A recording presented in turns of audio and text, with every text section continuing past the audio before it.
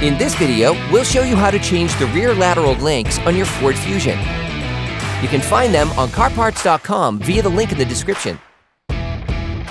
Measure the distance between the center of your wheel and the wheel arch. This will allow you to achieve an optimal tightening of the parts in their initial position. For safety reasons, we strongly suggest watching our video on how to jack your Ford Fusion safely. You can now see your car's rear lateral links.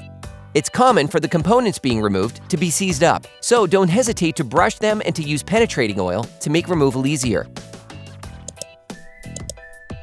Using a ratchet and a 15mm socket, unscrew the rear lateral link lower retaining bolt.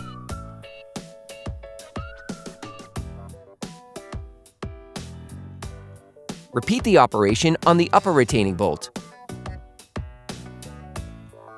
Then remove the lateral link. You will need to pry it out with a big flathead screwdriver or a small crowbar. You can order the rear lateral link used in the video from CarParts.com through the link in the description. Take the new lateral link. Then measure the length of the old link. Compare the new one with the old one to make sure they're identical.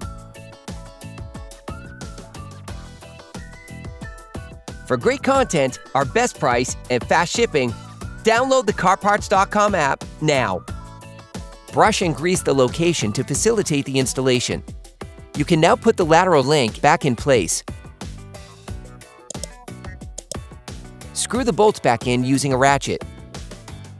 Lift the shock base with the jack until the original measurement between the center of the wheel and the wheel arch is reached.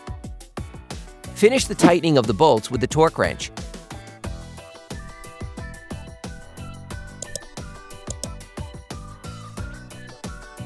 Finish tightening the lock nuts using a 22mm wrench by holding the link still with the help of a 19mm wrench to avoid damaging the link.